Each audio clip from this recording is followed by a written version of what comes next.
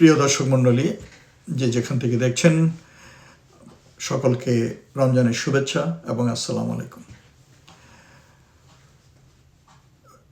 বিশ্বের যে কোনো জায়গায় নতুন কোনো সরকার আসলে সেই সরকার তাদের নিজেদের মতো করে সকল রাষ্ট্রযন্ত্রগুলো সুন্দর করে সাজিয়ে নেওয়ার চেষ্টা করে, গুছানোর চেষ্টা করে, যাতে তারা তাদের মতো করে দেশটাকে জনগণের কল্যাণে পরিচালনা করতে পারেন। তেমনইভাবে আমরা লক্ষ্য করছি এই নতুন সরকার আসার পর কিছু পদক্ষেপ নেওয়া হচ্ছে এবং অনেক প্রদক্ষেপই প্রশংসার দাবি রাখে, কিন্তু অতি সম্প্রতি একটি পরিবর্তন যেটা জনগণের মাঝে প্রশ্নের উদ্রেক করেছে। সবাই বলছে, কেন এই পরিবর্তন? প্রধান প্রসিকিউটরের পরিবর্তনের বিষয়টি অত্যন্ত সংবেদনশীল এবং একই সঙ্গে রাষ্ট্রের নৈতিক ভিত্তি ও বিচার ব্যবস্থার বিশ্বাসযোগ্যতার সঙ্গে সরাসরি সম্পর্কিত। আন্তর্জাতিক অপরাধ ট্রাইব্যুনালের প্রধান কৌঁসুলির পদ কেবল একটি প্রশাসনিক বা আইনি দায়িত্ব নয়, এটি জাতীয় ন্যায় বিচারের প্রতীক। যদি জনগণের বৃহৎ অংশ মনে করে থাকেন যে অ্যাডভোকেট তাজুল ইসলাম সৎ, নিষ্ঠাবান এবং পেশাগতভাবে দক্ষতার সঙ্গে দায়িত্ব পালন করছিলেন, তাহলে হঠাৎ করে তাকে পরিবর্তনের সিদ্ধান্ত অবশ্যই প্রশ্ন ও সন্দেহের জন্ম দেবে এবং বিষয়টি প্রশ্নবিদ্ধ হয়েছে জনগণের মাঝে। এখানে বিষয়টি ব্যক্তিকেন্দ্রিক নয়, বিষয়টি হলো প্রতিষ্ঠানের স্বাধীনতা, সরকারের সদিচ্ছা এবং বিচার প্রক্রিয়ার উপর জনগণের আস্থা।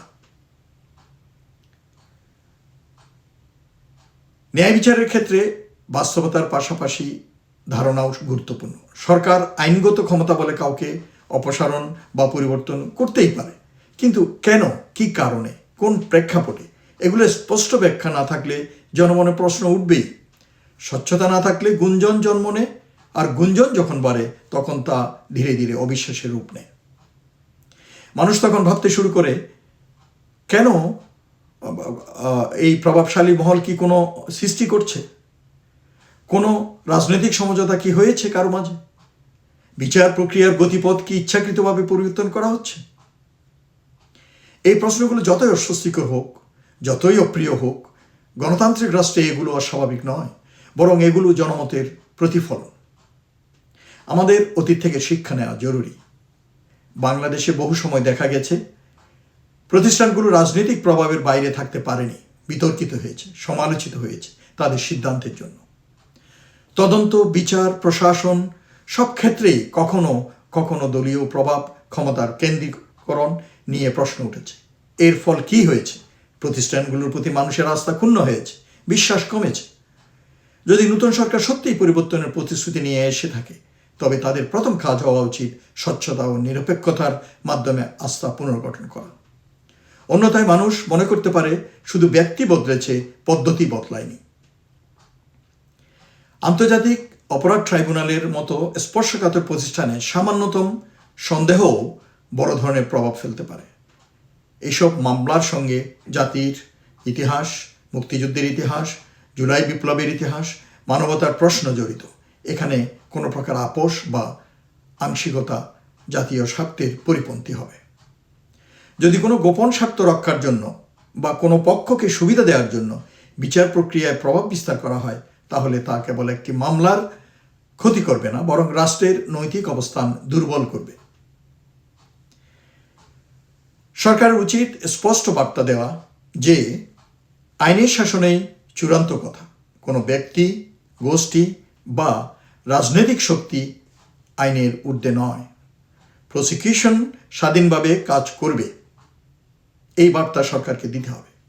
যদি প্রধান কৌশলীকে পরিবর্তনের পেছনে প্রশাসনিক, কাঠামোগত বা কৌশলগত কোনো যুক্তিসঙ্গত কারণ থাকে, তবে সেটি জনগণের সামনে পরিষ্কার করে তুলে ধরা উচিত।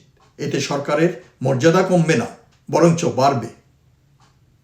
নীরবতা কখনো কখনো সন্দেহকে বাড়িয়ে তোলে, আর স্বচ্ছতা সন্দেহ দূর করে।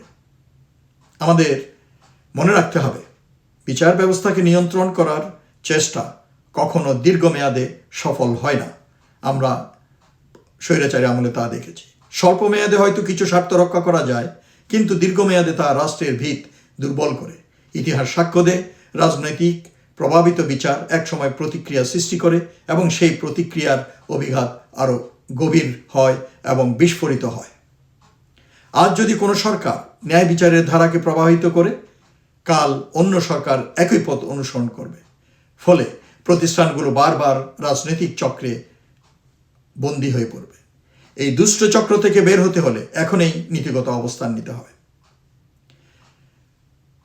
আজ এই সময়ে জাতির প্রত্যাশা অত্যন্ত স্পষ্ট, একটি নিরপেক্ষ, স্বাধীন ও বিশ্বাসযোগ্য বিচার ব্যবস্থা। নতুন সরকারের সামনে এটি একটি গুরুত্বপূর্ণ পরীক্ষা। তারা কি দেখাতে পারবে যে তারা অতীতের ভুল থেকে শিক্ষা নিয়েছে? তারা কি প্রমাণ করতে পারবে যে বিচার প্রক্রিয়া কোনো অদৃশ্য শক্তির দ্বারা নিয়ন্ত্রিত নয়? ন্যায় বিচার কেবল আদালতের রায় নয়, এটি একটি নৈতিক অঙ্গীকার।